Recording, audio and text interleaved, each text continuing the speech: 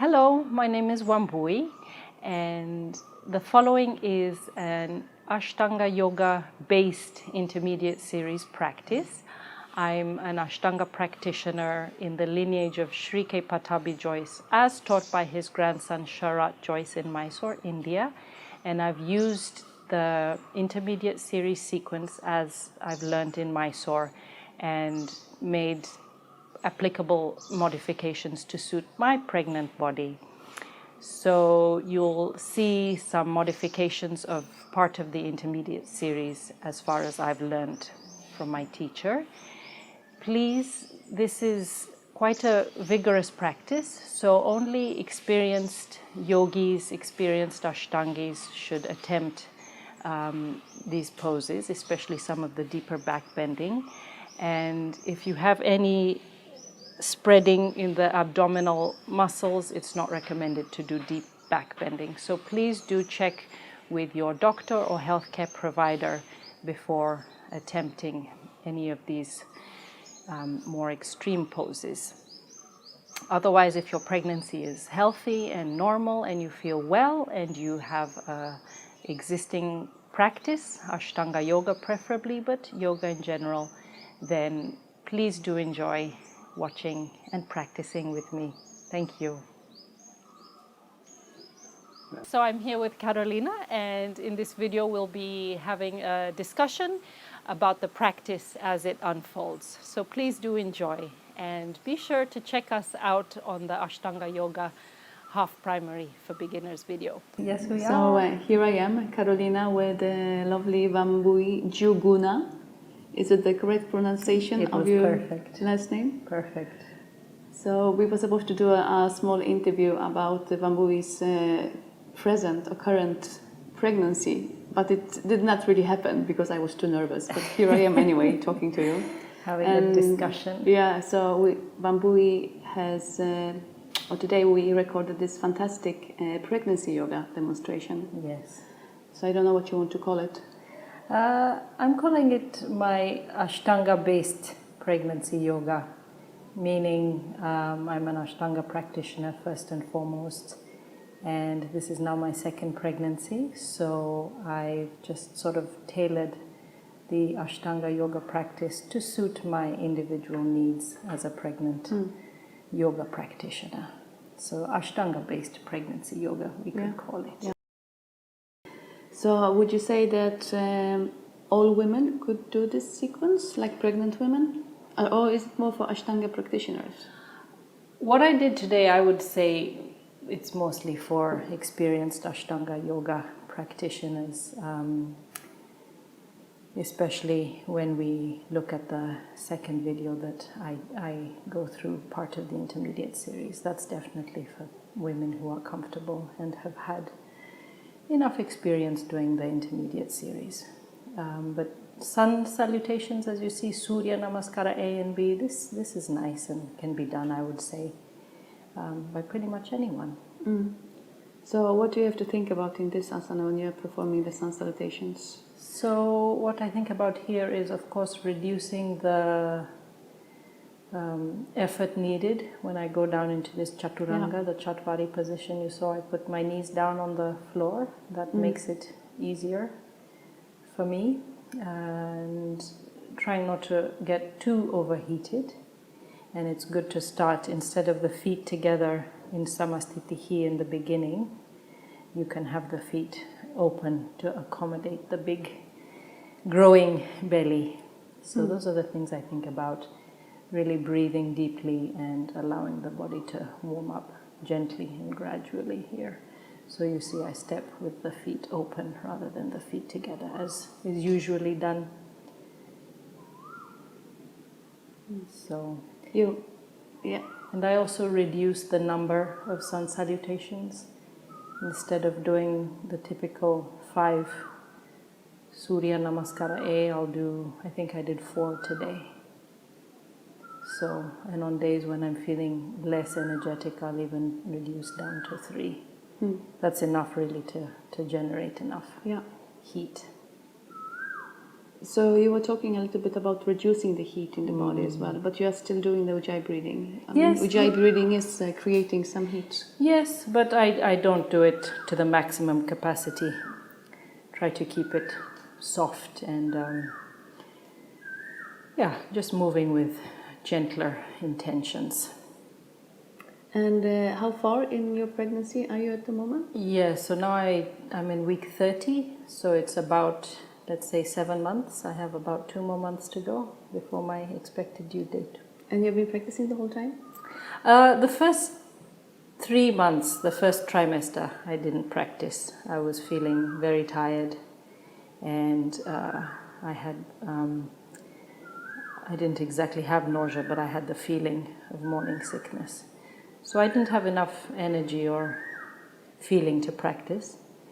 And I missed it, and so I was ready as soon as the second trimester started. I started back up with a gentle prenatal yoga, about once or twice a week. And then in about my 5th month or so, I started back up with my Ashtanga practice.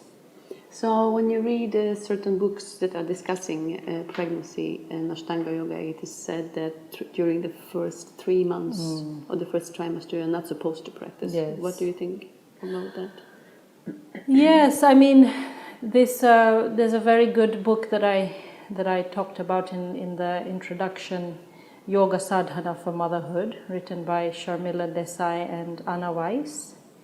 And I followed their guidelines for much of what they discussed there. I found useful, and this was one part they talked about. And generally, it's about the risk of miscarriage. Yeah. In the beginning, the body is, and now we start the Surya Namaskara B here, and I generally do between 1-2 rounds of this one. It's quite invigorating. So yeah, in general, you want to avoid any kind of really vigorous activity when your body is in that kind of volatile state. But I would say, I mean, many women do still practice, so it's an individual choice. But for me, I felt it was better just to hold off and wait. Yeah. So perhaps you would like to explain a little bit this Surya Namaskara B, what to think of here? So basically when I lunged forward or stepped forward, I put the foot has to go more to the side rather than between the hands to make space for the belly. So that's the reason behind that. When we were filming today, it felt almost like we could see the baby moving. Really? Some of the, That's some nice. of the movements, yeah. There. Okay. Yeah, quite an active one. Yeah.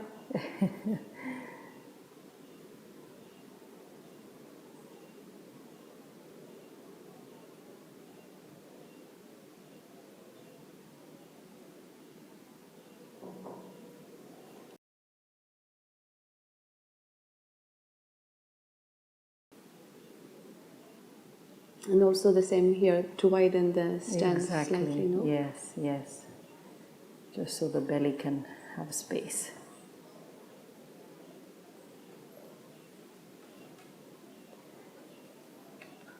And of course I avoid jumping back or jumping forward, stepping very gently and slowly.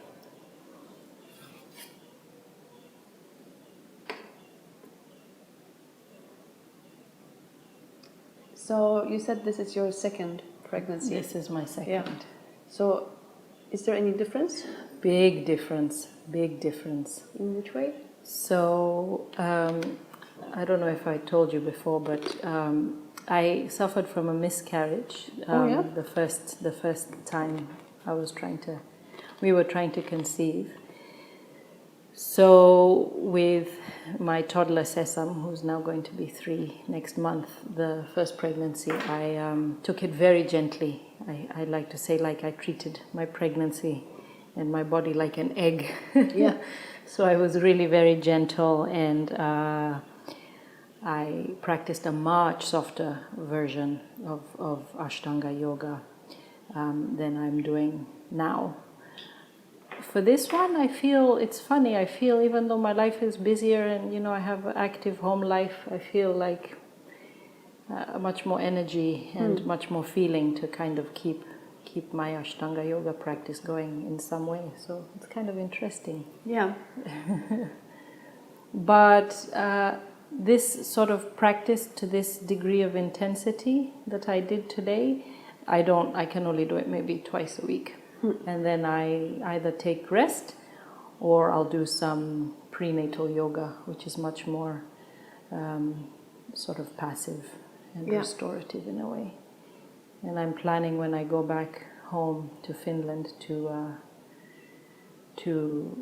go back to my prenatal yoga once a week and then do the Ashtanga maybe. Further on down into my pregnancy, maybe just the sun salutations and standing poses. So it's very much a changing, organic thing that I like to approach it, not holding on to anything tightly. So now we have come to the first standing posture, or second now? Yes. Now we start the Padangusthasana and Padahastasana now that I'm in. And again, you might need to have the legs a bit wider to make space for the belly.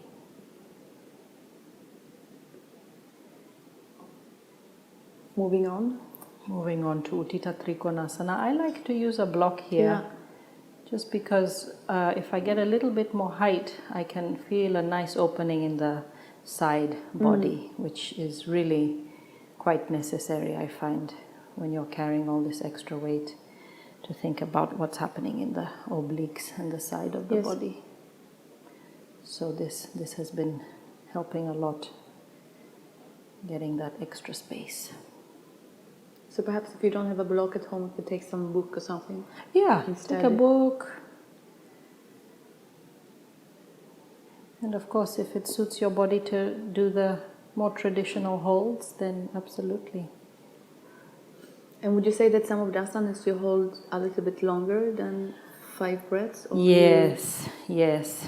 Sometimes I lose count if it's feeling very releasing. Yeah. So 5 breaths, 6, 8. And now you see I opened in Utthita Trikonasana, which is not really recommended since it's a closed twist. What I did is I focused more on opening the upper back. Yeah. So it's not so much in my abdomen. So I opened the leg out, and then you see I'm using the block at the highest level. And that really helped a lot. So I open, and then so the twist is out of the belly and up in the upper back, which is an area that gets tight at this stage.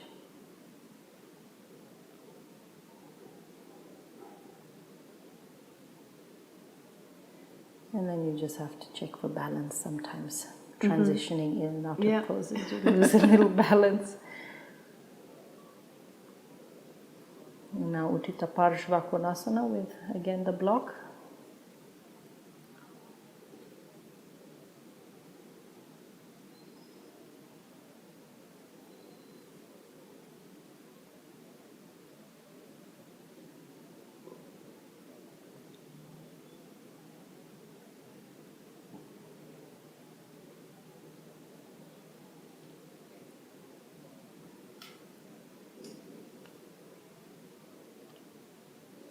So would you be skipping some of the standing postures, or you can do everything? Or it's just mainly perhaps more what feels good? I think we can, or at least I can. I feel like I don't need to skip any of them. I feel the standing, because with my first pregnancy, it was really Surya Namaskara, and standing was my main practice. So I really enjoyed, especially later on in the final months, the standing postures give a really good sense of grounding. And if the joints are getting kind of loose with all the relaxin hormone surging through the body, it can be really nice to do these standing postures and then really think about using this Mula bandha. Yeah. Also, you use the bandhas. I use Mula bandha, not Uddiyana bandha. and Mula bandha helps again with this sense of being grounded, and if any balance issues arise with the changing body, then this Mula bandha practice during the standing is very helpful. But when I return to Finland and I go back to the prenatal, I'll start to practice Mula bandha in a different way, which is releasing it down, especially on the exhale breath. So perhaps you could explain a little bit, because I don't know if everybody will know what we mean by Mula bandha. Yes, so Mula bandha is basically so bandhas are in Ashtanga yoga are these muscular and energetic locks that are happening to increase strength and lightness in the body. So Mula bandha happens right down in the pelvic floor area, you could say. And we try to basically engage and lift, if you think like for women in particular, to do Kegel exercises. So it's that lift up. And Uddiyana bandha, of course, is happening in the lower abdomen. So for me, this one is fully out. But now I have to start to train the body to release down rather than to lift up. How do you do that? With the help of? With the help of the breath. So with the exhalation, I do the opposite of lifting up, Mula bandha. It's basically releasing down. Yeah. So the opposite action, essentially. So it's kind of difficult, I would say, for many Ashtangi women to do this, because we spend so long lifting up. So then to exhale, down, out. It requires a little practice. And this is something that's sort of specifically taught in prenatal yoga and, of course, birth preparation. So I would like to focus on that a little bit.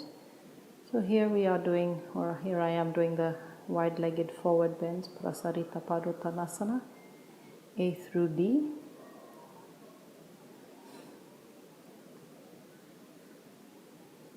And just to go back to Pashpakonasana, yes, the second part, Parivrita Pashpakonasana.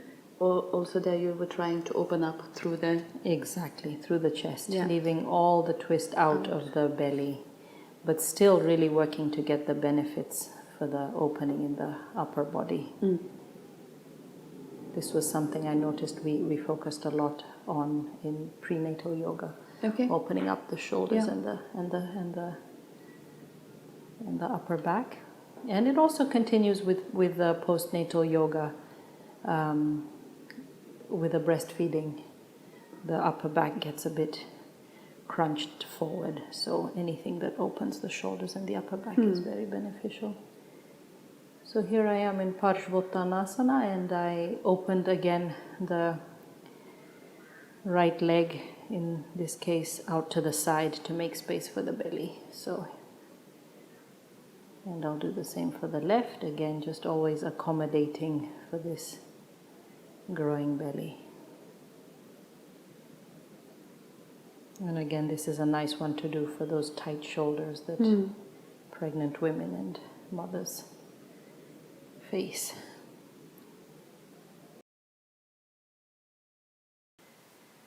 So today I was feeling very energetic from all the prana that's been generated in this Purple Valley Yoga Shala, so I decided to do part of the second series practice.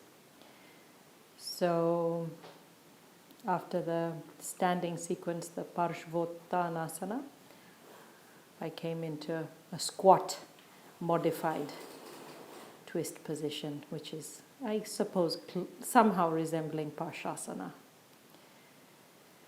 And again, this will not be done during my last month of pregnancy, 2 weeks of pregnancy, since it's labor-inducing pose, this squat, and a birthing pose in the end of the day. So this is to be avoided as the big day approaches, so to speak. So when should you start to avoid the squats? I had it in my mind the week 36. Is that something that is recommended, or this is something? Yes, it's recommended. I read in a birthing book, I can't remember which one, but from my first pregnancy I remember reading about week 36 or 38, I can't quite remember, but around there, within the last month, you kind of have to start to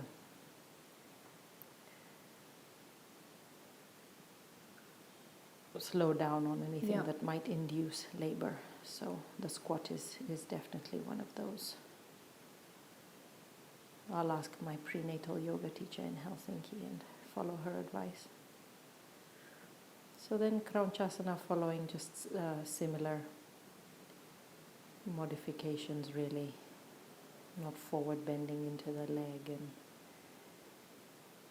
so now I do a sort of back sequence, but on my hands and knees, sort of Salabhasana type activity for the back. Bring some nice stability.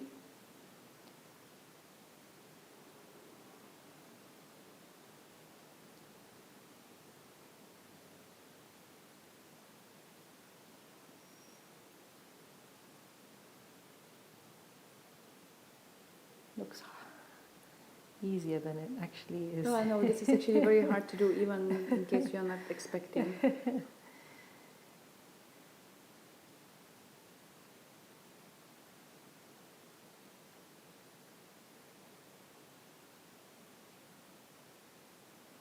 And then this is a sort of, I had Bekasana in mind. This is Ardha Bekasana type of pose. Yes. But, and again, the hip flexors get quite tight during the pregnancy, so this can be quite an intense pose. So definitely this is more for the experienced practitioners who are comfortable and have had already an intermediate series practice established.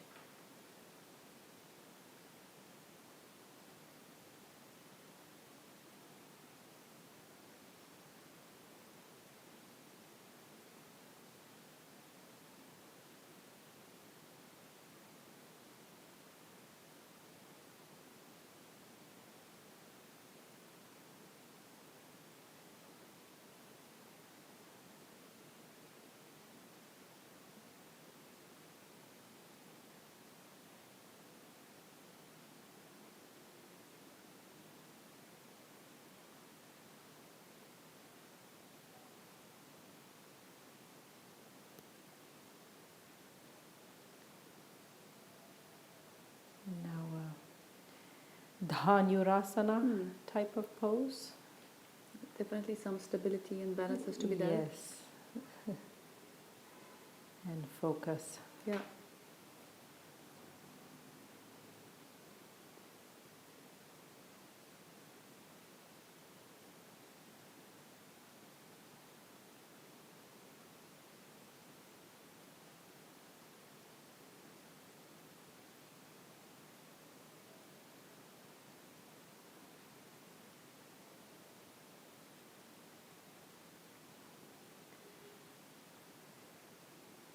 And now continues the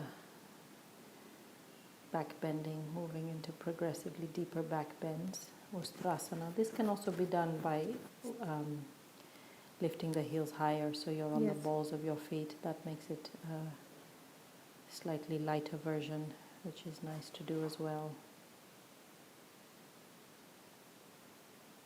And so it's not recommended if you have if the abdominal muscles are spreading, which can be something that some women experience. It's not recommended to do these deep back bendings, so you definitely want to check with your doctor or healthcare provider, or if you have a regular yoga teacher that you go to, definitely discuss with him or her. So in case you have abdominal muscles that are spreading, what do you do about that? I actually have a friend that had just experienced that, and she asked me the question. Was this after the birth or during? After? Is this something that goes back by itself, or? It can, but it takes a long time. And essentially you have to allow the muscles to knit themselves back together. So this is something I'd actually like to find. And of course, Laghu Vajrasana done with a block just to bring the floor a little higher. So, but the idea is not to try to go back quickly into rigorous exercises so soon after the delivery. You need to give enough time for this body to close, as I was talking earlier. So this is Kapotasana. Yeah, so this is quite intense. Yeah, it's pretty intense, and I definitely wasn't doing this in my first pregnancy. I guess my body in the second one just has a little more room. So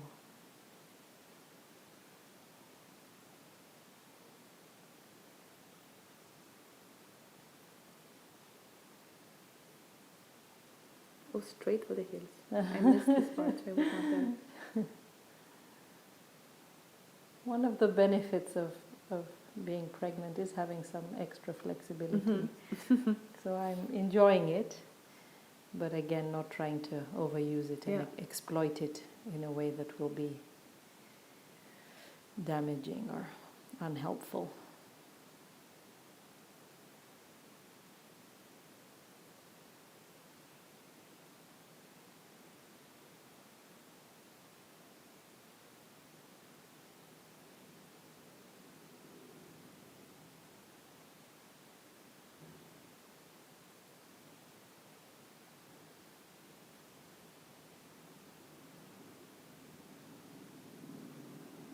So if one is experiencing this separated muscles, then I would suggest going to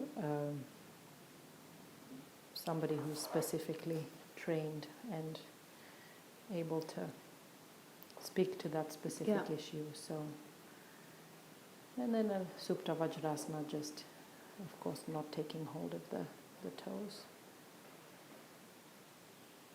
This again opens the upper back, which pregnant women can appreciate.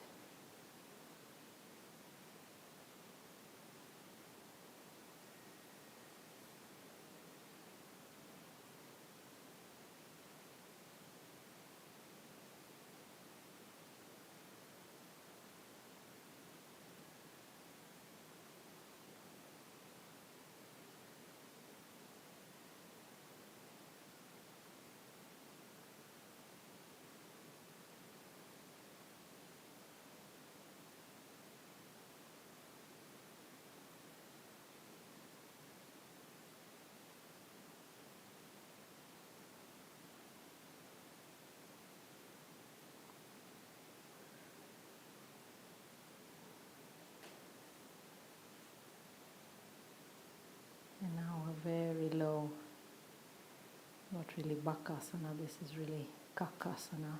So just a nice opportunity to work on that Mula bandha as well. A little empowering moment. Yeah.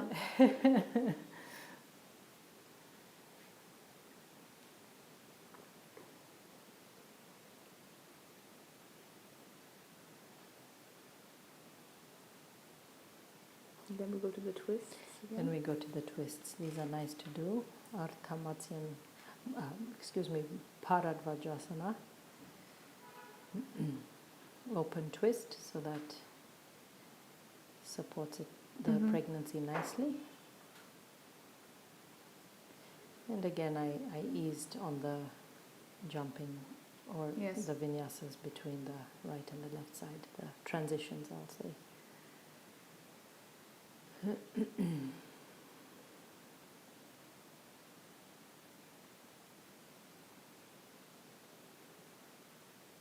And again, if this pose feels like there's too much pressure on the belly, then omit it. Mm.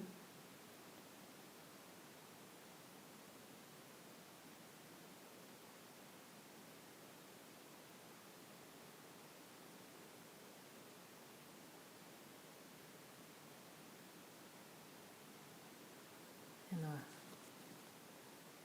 open version of Ardha Matsyendrasana here, opening the twist rather than going in.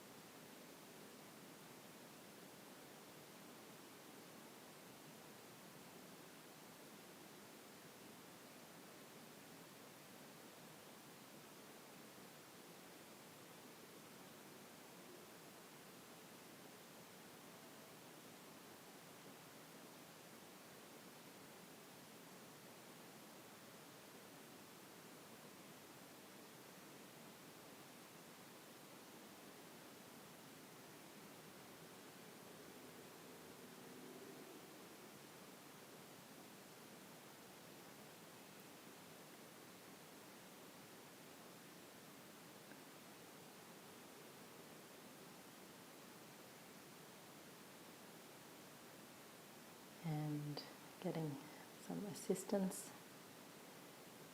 from Karolina here in Pincha Mayurasana.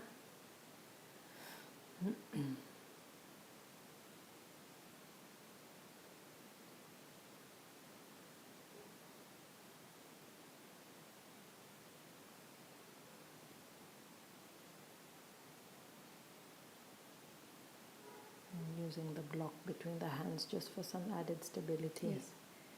This can be a very nice moment to really feel the stability in the shoulders.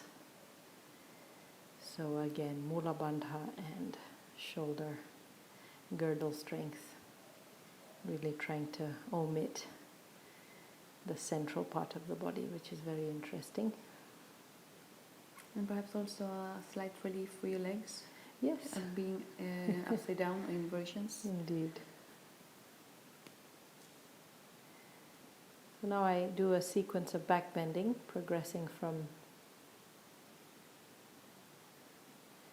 this half position here.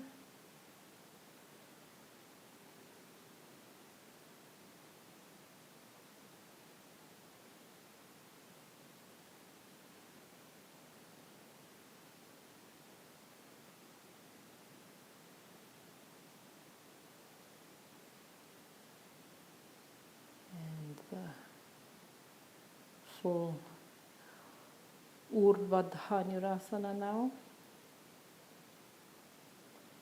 And you can also hang out on the top of the head as well, elbows bent.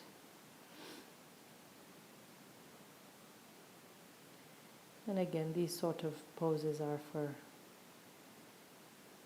practitioners who have an established Ashtanga practice and are comfortable with these.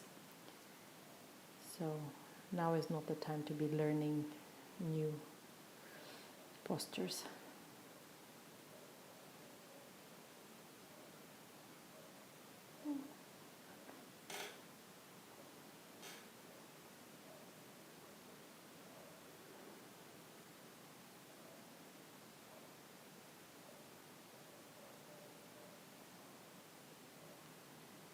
And it's also recommended that you can do this with the assistance of a teacher. Definitely. Or down a wall, for example.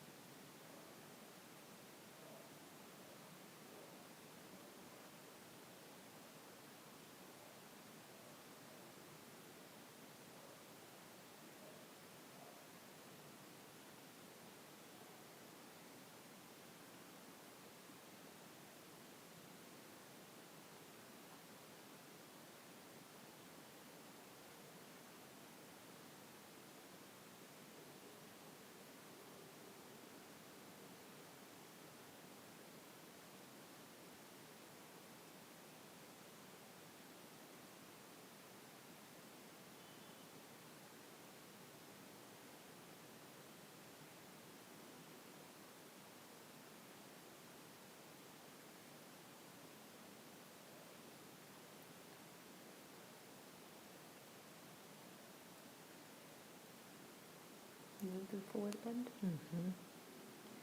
Releasing, taking deep, deep breaths.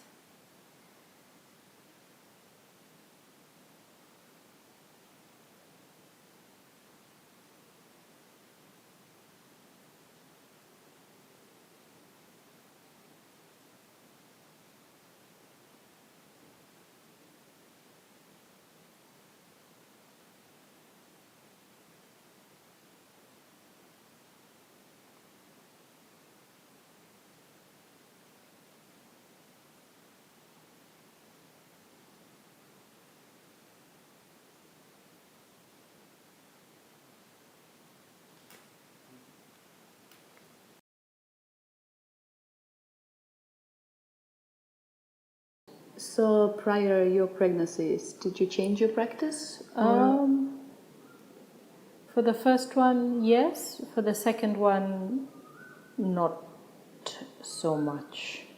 But I will say, I mean, having a busy family life and the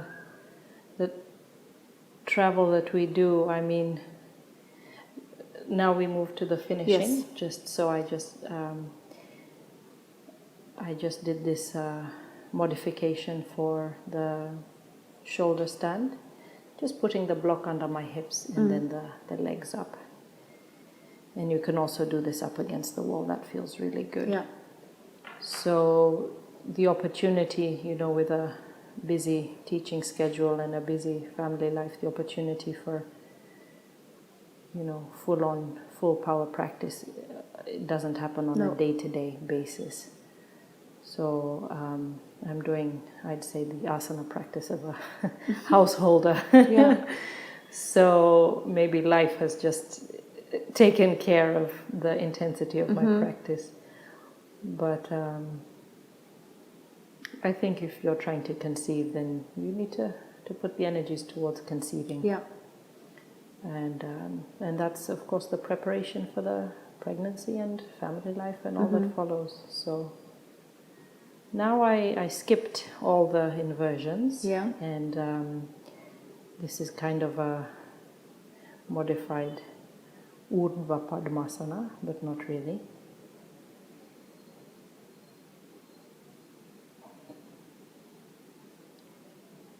So Halasana and Karnapidasana, all those, of course, are not possible to do now. No.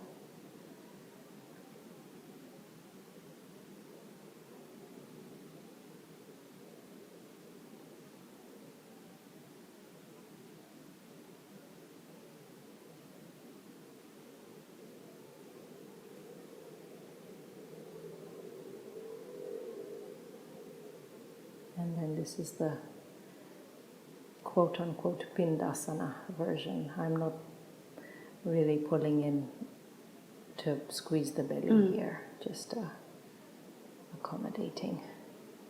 I take the block out and then I move into Matsyasana. Still feels nice to do.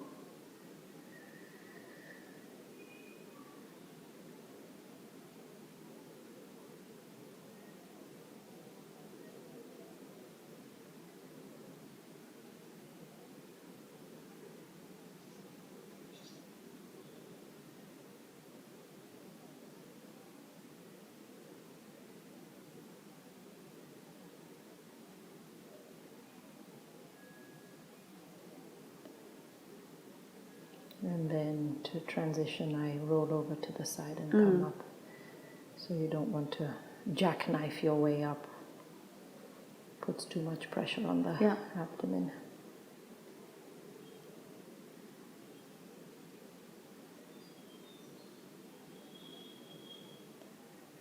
And there's much information about Shirshasana or inversions, to do or not to do. I have been very much enjoying to do Shirshasana this pregnancy. The first pregnancy, the only inversion I did was my legs up against the wall. This Viparita Karani, which felt really great.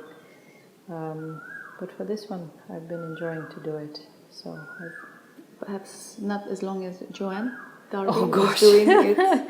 Recommended. I think about her, but no, not as long as what she was doing. That's amazing. She was Joanne Darby, one of Patabi Joyce's students from earlier days, she was doing up to an hour, Yeah. which is impressive. If I can get 5 minutes, then I'm feeling like I've accomplished something. Yeah, you can read those really beautiful stories in Sharmila's That's book. my favorite one. That's my favorite story. Yeah. With some lovely pictures and photos of Joanne and Darby and Guruji. Yeah. So I think stories like that, I mean, we hear so much about what women shouldn't do or ought not to do during pregnancy, and it's kind of nice to see and hear what they can do. So this was also part of the reason for doing this project with you. Yeah. Is to show that, if all is well and you feel healthy and the pregnancy... You can see how it's kicking. Yeah, I see. Then why not to keep a practice going? We have been having quite a few yoga practitioners or expecting mothers coming to Purple Valley, which is very nice. That's nice. Yeah, it's a nice place to be. So here I just take a very wide-legged Balasana, making room. No, Purple Valley is like a sanctuary. So you could call it the baby moon. Yeah. It's like honeymoon, but for when you're pregnant, you have a baby moon.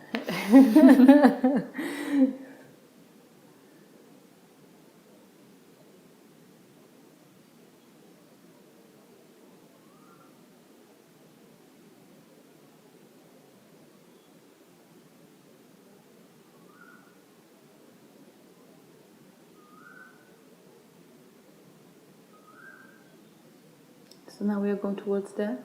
Now we do Padmasana as recommended in Sharmila and Anna's book for the final breathing.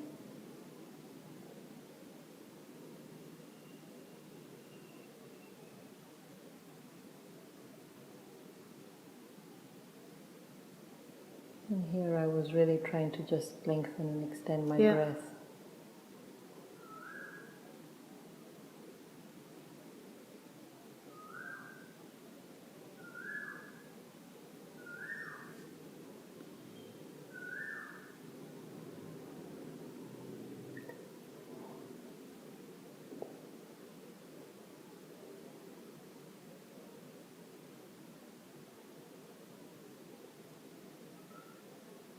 So this kind of breathing you cannot do too much of. Sitting and relaxing. No. And if you don't have time for anything else, some sun salutations and then sitting and breathing, or even just sitting and breathing. This is good to do. I'd say this kind of asana is really good preparation for what happens after the birth with the new arrival. And now I've started with Sitali, which I mentioned was one of Krishnamacharya's recommendations, and this is a cooling one. So I roll the tongue and I inhale, and then I exhale down. I think I did about 5 rounds. So this cools the body.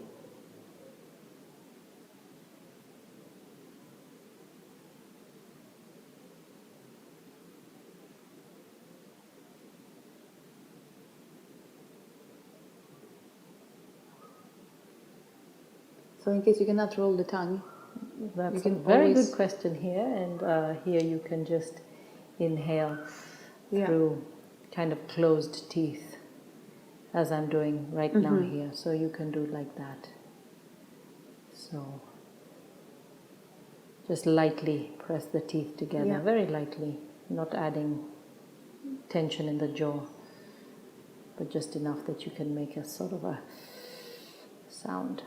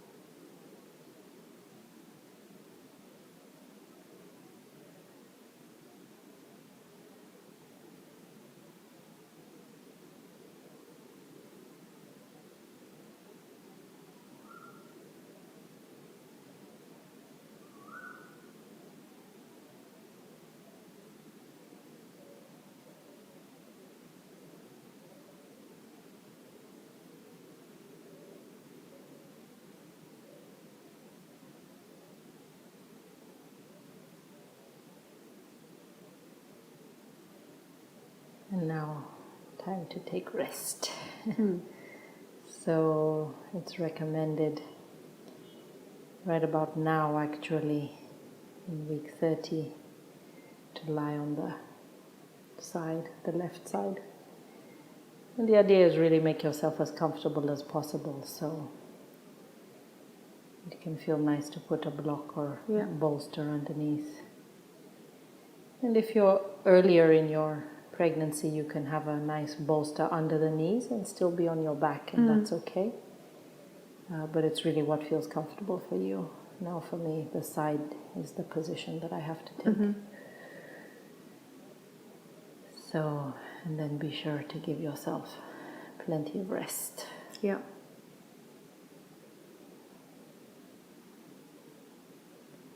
Some mornings when I come in, this has been my practice. Fantastic.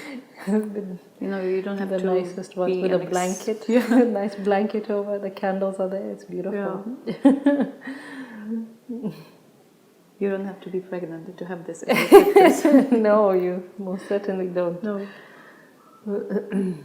But it's nice to come to the shala because then you're still in the energy. You hear the fantastic energy, the breath around you, and you're still part of the group.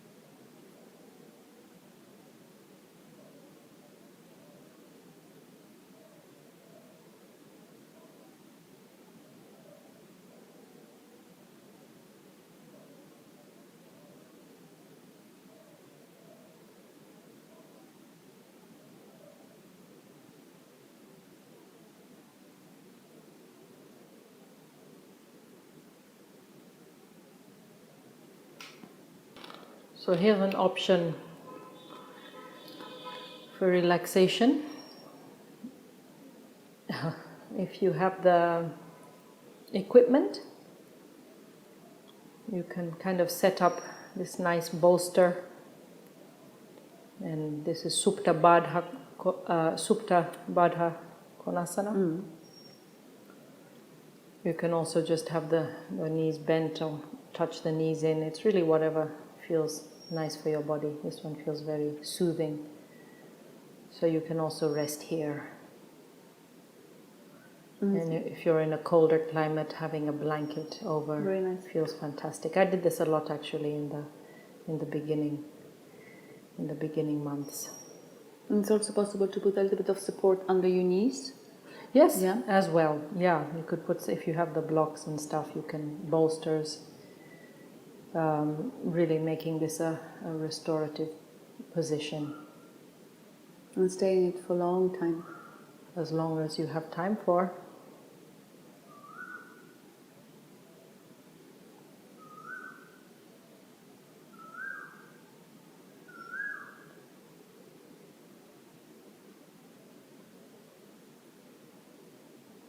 So anything more there is coming? Yes, and then you can also use it as a little meditation moment. You put the hands on the belly and you can connect with your baby. Yeah. And I was just sending this baby my unconditional love and appreciation, protection, this kind of thing. Just connecting.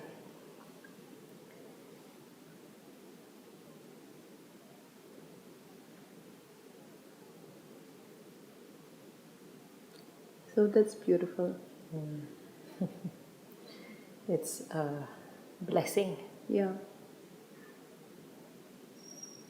So we will be looking forward to welcome you all four next year at Kripalani in February. Yes, the growing. We have been following the growth of this family. Yes, the growing little tribe. Yes, the growing little tribe. No, it's our pleasure to be back again. Yeah. 1 month starts to seem shorter and it shorter. It's been fantastic to have you around for such a long time, and it would be very empty without you guys here. Thank you. And now you see, I just supported myself with bringing my knees, using my hands, and then going to the side. And then I think here I just allowed enough time to sit. Yeah. And come out of these deep, gentle, restorative postures slowly and gradually.